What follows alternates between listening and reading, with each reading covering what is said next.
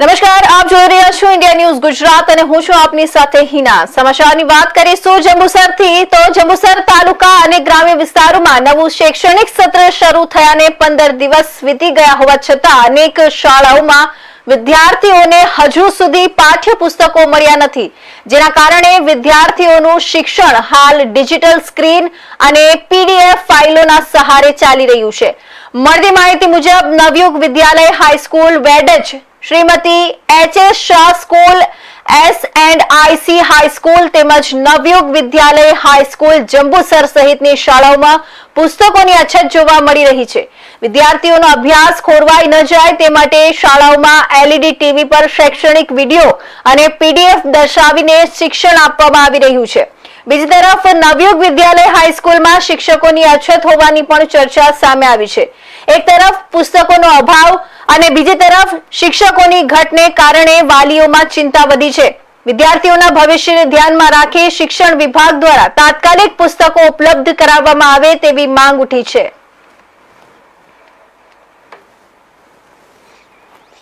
હું જીતેન્દ્રસિંહ સોહનસિંહ ઠાકોર, આચાર્ય નવયુગ વિદ્યાલય જંબુસર।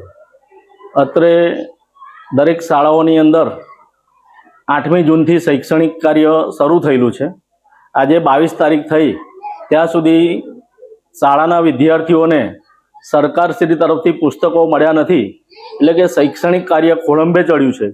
સાથે ઘણી બધી શાળાઓ એવી છે, જેમાં અમારી શાળા પણ એવી છે કે જ્યાં 3 વર્ષથી ક્લાર્ક નથી, સેવક નથી, 3-4 શિક્ષકો નથી, એટલે બાળકોના ભાવિ સાથે ચેડા થઈ રહેલા છે।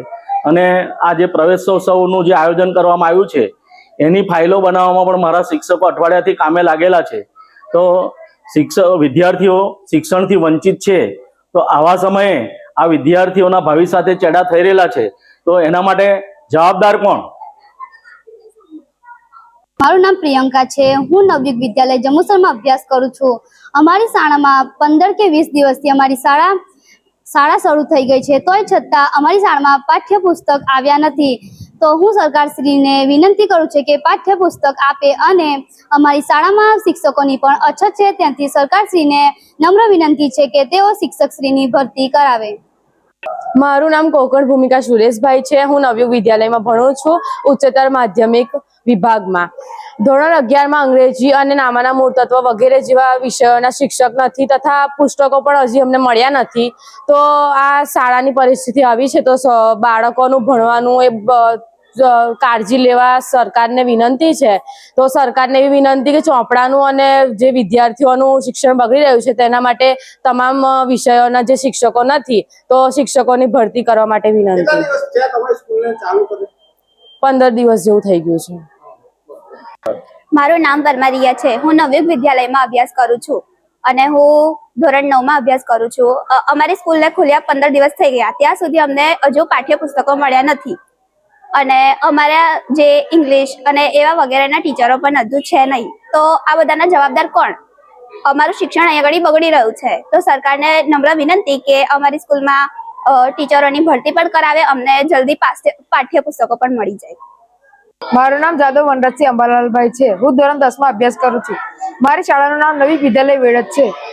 8 જૂનથી અમારી સ્કૂલ શરૂ થઈ ગયેલ છે, પરંતુ આ દિન સુધી અમને પુસ્તકો મળી નથી। તો રાજ્ય સરકારને મારી વિનંતી છે કે અમને જલ્દીથી જલ્દી પાઠ્યપુસ્તકોની સહાય આપો।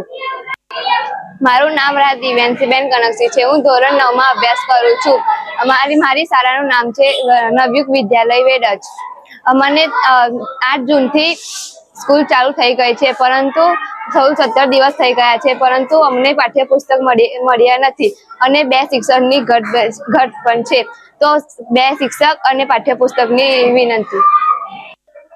હું રાકેશ કે પ્રજાપતિ, S&IC નગરપાલિકા હાઈસ્કૂલમાં ઇન્ચાર્જ આચાર્ય તરીકે ફરજ બજાવું છું।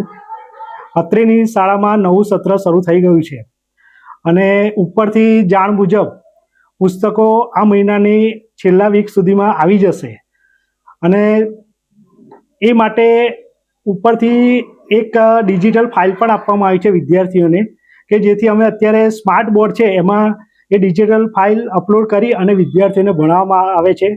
તથા અત્રેની શાળામાં જે ચોપડીઓની સુવિધા છે એ વૈકલ્પિક રીતે વિદ્યાર્થીઓને ફાળવવામાં આવેલ છે હાલ, અને નવા પુસ્તકો આવશે ત્યારે એ રિપ્લેસ કરી અને અમે નવા પુસ્તકો વિદ્યાર્થીઓને ઉપલબ્ધ કરાવીશું.